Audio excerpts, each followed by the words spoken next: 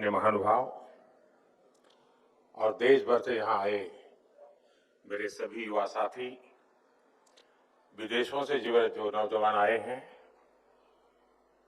उनको भी एक नया अनुभव मिला होगा।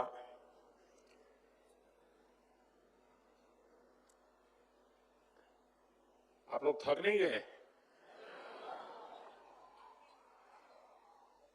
2 दिन से यही कर रहे हैं तो अब क्या सुन सुन कर थक नहीं जाओगे?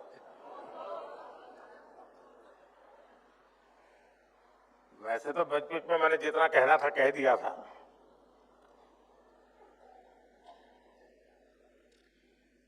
जब मैं पहली बार मुख्यमंत्री पद की शपथ ली थी, तब मैं समझता हूं आप में से बहुत सारे युवा ऐसे होंगे जिनका जन्म भी नहीं हुआ होगा। और जब मैंने 2014 में प्रधानमंत्री पद की शपथ ली थी, तब आप में से ज्यादातर लोगों को बच्चा कहा जाता होगा। लेकिन पहले मुख्यमंत्री के रूप में और फिर अभी प्रधानमंत्री के रूप में मुझे हमेशा युवा पीढ़ी पर बहुत ज्यादा विश्वास रहा है।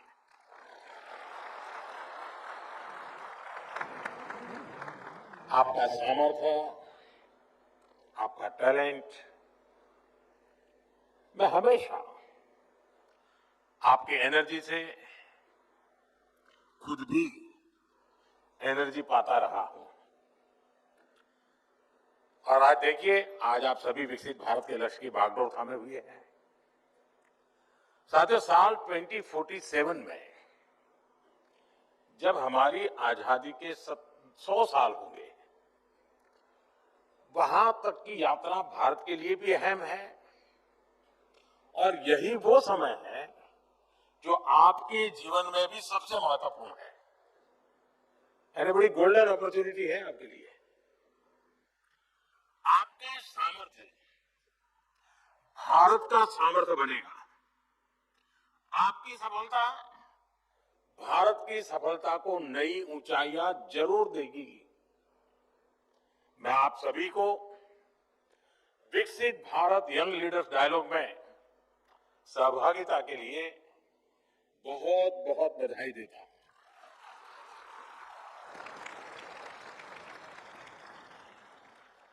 मैं इस विषय पर आगे विस्तार से बात जरूर करूंगा, लेकिन पहले बात में आज के विशेष दिन की। साथियों, आप सभी जानते हैं कि आज स्वामी विवेकानंद जी की जन्म जयंती है। स्वामी विवेकानंद जी के विचार आज भी हर युवा के लिए प्रेरणा है। हमारे जीवन का लक्ष्य क्या है? पर्पस ऑफ लाइफ क्या है? कैसे हम नेशन फर्स्ट की भावना के साथ अपना जीवन जिए? हमारे हर प्रयास में समाज का, देश का हित हो, इस दिशा में स्वामी विवेकानंद जी का जीवन हम सभी के लिए बहुत बड़ा मार्गदर्शक है, प्रेरक है। स्वामी विवेकानंद का स्मरण करते हुए हर साल 12 जनवरी को हम राष्ट्रीय युवा दिवस मनाते हैं और उन्हीं की प्रेरणा आज 12 जनवरी को विकसित भारत यंग लीडर डायलॉग के लिए चुना गया है। साथियों, मुझे खुशी है कि बहुत ही कम समय में विकसित भारत यंग लीडर डायलॉग इतना बड़ा प्लेटफॉर्म बन गया है। एक ऐसा प्लेटफॉर्म जहां देश के विकास की दिशा तय करने में युवाओं की सीधी भागीदारी होती है। करोड़ों नौजवानों का इससे जुड़ना, 50 लाख से अधिक नौजवानों की रजिस्ट्री, 30 लाख से अधिक युवाओं का विकसित भारत चैलेंज में हिस्सा लेना, देश के विकास के लिए अपने विचार शेयर करना, इतने बड़े स्केल पर युवा शक्ति का एंगेज होना अपने आप में अभूतपूर्व है।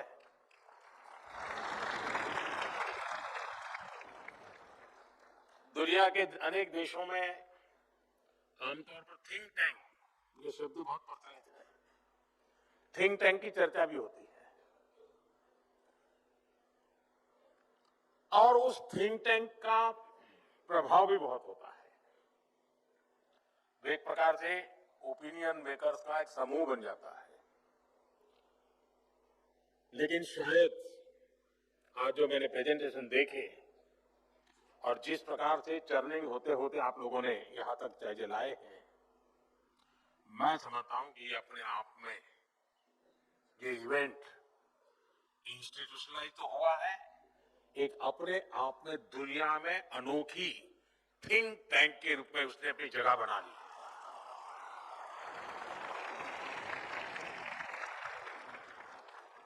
एक निश्चित विषय को लेकर, निश्चित लक्ष्य को लेकर के लाखों लोगों का मंथन होना, इससे बड़ा थिंकिंग क्या हो सकता है। और मुझे लगता है कि इसके साथ थिंक टैंक शब्द बैठता नहीं है, क्योंकि टैंक शब्द इसलिए आया होगा छोटा सा होता है। ये तो विशाल है, सागर से भी विशाल है और समय से भी आगे है और विचारों में समंदर से भी ज्यादा गहरा है। और इसलिए थिंक टैंक शब्द टैंक वाले शब्द से भी सीमित नहीं किया जा सकता, ऐसा इसका अनुभव है। और जिन विषयों का आज आपने चर्चा में लिया है, जैसे खासतौर पर वुमेन लेड डेवलपमेंट और यूथ पार्टिसिपेशन इन डेमोक्रेसी, ऐसे गंभीर विषयों पर जिस प्रकार से विचार आपने रखे हैं, ये प्रशंसनीय है। थोड़ी देर पहले आपने यहाँ जो प्रेजेंटेशन रखे, अलग अलग थीम्स को लेकर प्रभावी बात रखी, ये दिखाता है कि हमारी अमृत पीढ़ी विकसित भारत के निर्माण के लिए कितनी संकल्पित है। इससे ये भी स्पष्ट होता है कि भारत में जैन जी का मिजाज क्या है। भारत का जैन जी कितनी क्रिएटिविटी से भरा हुआ है। मैं आप सभी युवा साथियों को, मेरा युवा भारत संगठन से जुड़े सभी नौजवानों को इस आयोजन के लिए और इसकी सफलता के लिए मैं बहुत बहुत बधाई देता हूं, आप सबका अभिनंदन करता हूं। साथियों, मैंने जब अभी आपसे बातें शुरू की तो 2014 का जिक्र किया था। तब यहां बैठे ज्यादातर युवा 8-10 साल के ही रहे होंगे। अखबार पढ़ने की उनकी आदत भी नहीं डेवलप हुई होगी। आपने पॉलिसी पैरालिसिस का वो पुराना दौर नहीं देखा, जब उस समय की सरकार की इसलिए आलोचना होती थी कि वो समय पर फैसले नहीं लेती, और जो फैसले होते भी थे वो जमीन पर ठीक से लागू नहीं होते थे। नियम कायदे ऐसे थे जिससे हमारा नौजवान कुछ नया करने के बारे में सोच भी नहीं सकता था। देश का युवा परेशान था कि इतनी बंदिशों में वो जाए तो जाए कहां। साथियों, हालत ये थी कि अगर किसी एग्जाम के लिए, जॉब के लिए अप्लाई करना होता था तो सर्टिफिकेट अटेस्ट कराने के लिए अफसरों और नेताओं के साइन लेने में ही दम निकल जाता था। फिर फीस का डिमांड ड्राफ्ट बनाने के लिए बैंक और पोस्ट ऑफिस के चक्कर लगाने पड़ते थे। अपना कोई बिजनेस शुरू करना होता था तो बैंक कुछ हजार रुपए लाने के लिए 100 गारंटी मांगते थे। आज ये बातें बहुत असामान्य लगती हैं, लेकिन एक दशक पहले तक यही सब कुछ चलता था। साथियों, आपने यहां स्टार्टअप्स को लेकर प्रेजेंटेशन दिया। मैं आपको स्टार्टअप इकोसिस्टम का ही उदाहरण देता हूं कि इसमें जो परिवर्तन होता है वो कैसे हुआ है। दुनिया में 50-60 साल पहले स्टार्टअप कल्चर शुरू हुआ, धीरे धीरे वो मेगा कॉर्पोरेशन के युग में बदल गया। लेकिन इस पूरी जर्नी के दौरान भारत में स्टार्टअप्स के बारे में बहुत कम चर्चा होती थी। साल 2014 तक तो देश में 500 से भी कम रजिस्टर्ड स्टार्टअप हुआ करते थे। स्टार्टअप कल्चर के अभाव में हर क्षेत्र में सरकार का ही दखल हावी रहा।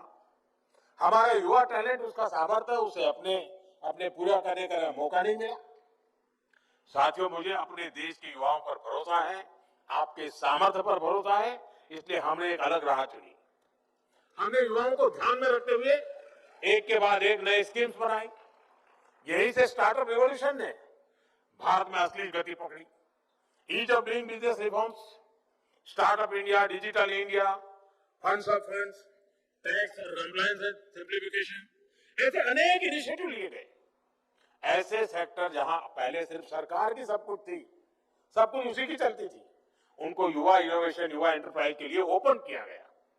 इसका जो प्रभाव हुआ वो भी एक अलग ही सक्सेस स्टोरी बन चुका है। साथियों, आप स्पेस सेक्टर को ही लीजिए। 5-6 साल पहले तक स्पेस सेक्टर को आगे बढ़ाने की जिम्मेदारी सिर्फ इसरो पर थी। हमने स्पेस को प्राइवेट एंटरप्राइज के लिए ओपन किया, इससे जुड़ी व्यवस्थाएं बनाई, संस्थाएं तैयार की और आज स्पेस सेक्टर में 300 से अधिक स्टार्टअप काम कर रहे हैं। देखते ही देखते हमारे स्टार्टअप स्काईरूट एरोस्पेस ने अपना रॉकेट विक्रम एस तैयार कर लिया है। एक और स्टार्टअप अग्निकुल कॉस्मोस ने दुनिया का पहला 3D प्रिंटेड इंजन बनाकर सबको चौंका दिया। ये सब स्टार्टअप की कमाल है। भारत के स्पेस स्टार्टअप अब लगातार कमाल करके दिखा रहे हैं। साथियों, मैं अब आपसे एक सवाल करता हूं। अब कल्पना करिए कि अगर ड्रोन उड़ाने पर 24 घंटे अनेकों तरह की पाबंदी लगी रहती तो क्या होता? ये थी। पहले हमारे यहां ड्रोन उड़ाना या बनाना दोनों कानूनों के जाल में फंसा हुआ था। लाइसेंस लेना पहाड़ चढ़ने जैसा काम था और इसे केवल सुरक्षा के नजरिए से ही देखा जाता था। हमने नए नियम बनाए, नियम आसान किए। इसके कारण आज हमारे यहां कितने ही युवाओं को ड्रोन से जुड़े सेक्टर में आगे बढ़ने का मौका मिला है। युद्ध क्षेत्र में मेड इन इंडिया ड्रोन देश के दुश्मनों को धूल चटा रहे हैं और कृषि क्षेत्र में हमारी नमो ड्रोन दीदियां खेती में ड्रोन टेक्नोलॉजी का उपयोग कर रही है। साथियों, डिफेंस सेक्टर भी पहले सरकारी कंपनियों पर ही निर्भर था। हमारी सरकार ने इसको भी बदला। भारत के डिफेंस इकोसिस्टम में स्टार्टअप के लिए दरवाजे खोले। इसका बहुत बड़ा फायदा हमारे युवाओं को ही मिला है। आज भारत में 1000 से अधिक डिफेंस स्टार्टअप्स काम कर रहे हैं। आज एक युवा ड्रोन बना रहा है तो दूसरा युवा एंटी ड्रोन सिस्टम बना रहा है। कोई एआई कैमरा बना रहा है, कोई रोबोटिक्स पर काम कर रहा है। साथियों, डिजिटल इंडिया ने भी भारत में क्रिएटर्स की एक नई कम्युनिटी खड़ी कर दी है। भारत आज ऑरेंज इकोनॉमी यानी कल्चर, कंटेंट और क्रिएटिविटी का अभूतपूर्व विकास होते देख रहा है। Bharat media, film, gaming, music, digital talent, VR, SR जैसे क्षेत्रों में एक बड़ा ग्लोबल सेंटर बन रहा है। अब यहां पर एक प्रेजेंटेशन में हमारे कल्चर को एक्सपोर्ट करने की बात कही आई है। मैं तो आप नौजवानों से आग्रह करता हूं, हमारी जो कहानियां हैं, कहानी किस्से हैं, रामायण है, महाभारत है, बहुत कुछ है, क्या हम उसमें गेमिंग की दुनिया में ले जा सकते हैं इन चीजों को? पूरी दुनिया में गेमिंग एक बहुत बड़ा मार्केट है, बहुत बड़ी इकोनॉमी है। हम अपनी माइथोलॉजी की कथाओं को लेकर के भी गेमिंग की दुनिया में नए नए खेल ले जा सकते हैं। हमारे हनुमान जी पूरी दुनिया की गेमिंग को चला सकते हैं। हमारा कल्चर भी एक्सपोर्ट हो जाएगा, आधुनिक रूप में हो जाएगा, टेक्नोलॉजी का उपयोग होगा। और आजकल भी मैं देख रहा हूं हमारे देश के कई स्टार्टअप हैं जो गेमिंग की दुनिया में बहुत बढ़िया भारत की बातें कह रहे हैं और बच्चों को भी खेलते खेलते भारत को समझना सरल हो जाता है। साथियों, world audio visual and entertainment summit यानी वेव्स युवा क्रिएटर्स के लिए एक बहुत बड़ा लॉन्च पैड बन गई है। यानी सेक्टर कोई भी हो, आपके लिए आज भारत में अनंत संभावनाओं के द्वार खुल रहे हैं।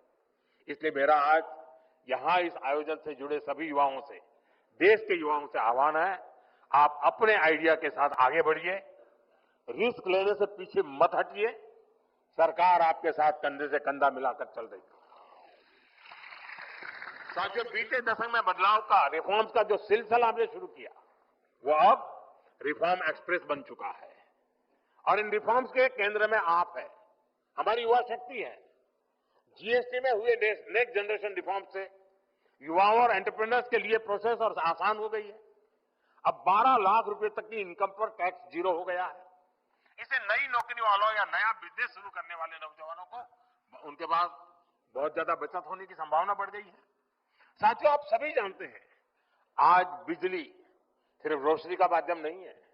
आज AI, data centres, semiconductor, manufacturing, ऐसे हर इकोसिस्टम के लिए ज्यादा बिजली की जरूरत है। इसलिए आज भारत एश्योर्ड एनर्जी सुनिश्चित कर रहा है।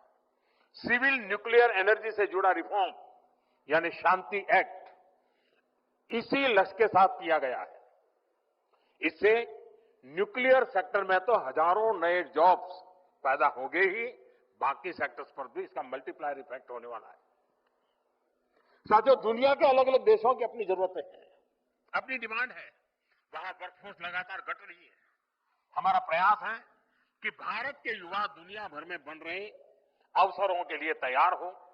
इसलिए स्किल डेवलपमेंट से जुड़े सेक्टर्स में भी लगातार रिफॉर्म किया जाना चाहिए और हम कर रहे हैं। नई नेशनल एजुकेशन पॉलिसी के बाद अब हायर एजुकेशन से जुड़े रेगुलेशन को रिफॉर्म किया जा रहा है। विदेशी यूनिवर्सिटी भी अब भारत में अपने कैंपस खोल रही है। हाल में ही हजारों करोड़ रुपए के निवेश के साथ पीएम सेतु प्रोग्राम शुरू किया गया है। इससे हमारे हजारों आईटीआई अपग्रेड किए जाएंगे ताकि युवाओं को इंडस्ट्री की वर्तमान और भविष्य की जरूरतों के हिसाब से ट्रेन किया जा सके। बीते समय में दुनिया के अलग अलग देशों के साथ भारत ने ट्रेड डील्स की है। ये भी भारत के युवाओं के लिए नए नए अवसर लेकर आ रही है। साथियों, कोई भी देश बिना आत्मविश्वास के आत्मनिर्भर नहीं हो सकता, विकसित नहीं हो सकता। और इसलिए अपने सामर्थ्य, अपनी विरासत, अपने साजो सामान पर गौरव का अभाव हमें खलता है। हमारे पास उसके प्रति एक कमिटमेंट चाहिए, गौरव का भाव होना चाहिए और हमें बड़ी मजबूती के साथ, गौरव के साथ मजबूत कदमों से आगे बढ़ना चाहिए। आपने ब्रिटिश राजनेता मैकाले के बारे में जरूर पढ़ा होगा। उसने गुलामी के कालखंड में शिक्षा तंत्र के माध्यम से भारतीयों की ऐसी पीढ़ी बनाने के लिए काम किया जो मानसिक रूप से गुलाम हो। इससे भारत में स्वदेशी के प्रति, अपनी परंपराओं के प्रति, अपने प्रोडक्ट्स, अपने सामर्थ्य के प्रति हीन भावना पनपी। सिर्फ स्वदेशी होना, इंपोर्टेड होना ही, विदेशी होना और इंपोर्टेड होना, इसी को श्रेष्ठता की गारंटी मान लिया। अब ये कोई गले उतरने वाली चीज है क्या? हमें मिलकर गुलामी की इस मानसिकता को खत्म करना है। 10 साल बाद मैकाले के उस दुस्साहस को 200 वर्ष पूरे हो रहे हैं और ये पीढ़ी की जिम्मेवारी है कि 200 साल पहले का जो पाप है ना, वो धोने के लिए अभी 10 साल बचे हमारे पास। और ये युवा पीढ़ी धो करके रहेगी, मुझे बड़ा भरोसा है।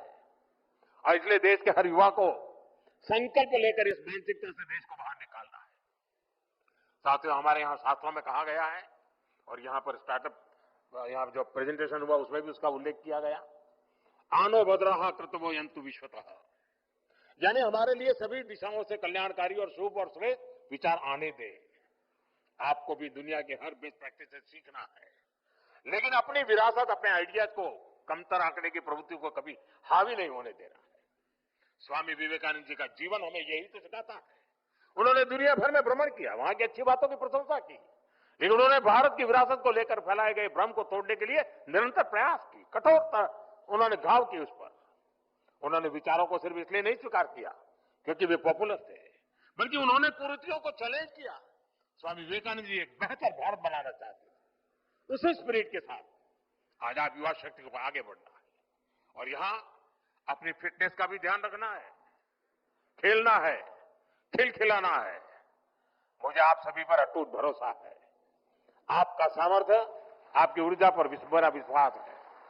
इन्हीं शब्दों के साथ आप सभी को एक बार फिर से युवा दिवस की बहुत बहुत शुभकामनाएं। मैं एक और सुझाव देना चाहता हूं। ये जो हमारा डायलॉग का कार्यक्रम चल रहा है, क्या आप कभी योजना करके अपने स्टेट को विकसित बनाने के लिए डायलॉग, ये कार्यक्रम शुरू करें और थोड़े समय के बाद हम डिस्ट्रिक्ट को विकसित बनाने के लिए भी डायलॉग शुरू करें, इस दिशा में जाएंगे। लेकिन हर राज्य में एक कार्यक्रम राज्य के नौजवान मिलकर के, ताकि ये थिंक टैंक जिसको कहा गया, ये थिंक वेव बन जाएगा, ये दिशा में हम करें। मेरी पूरी शुभकामनाएं आपके साथ है। बहुत बहुत धन्यवाद दोस्तों।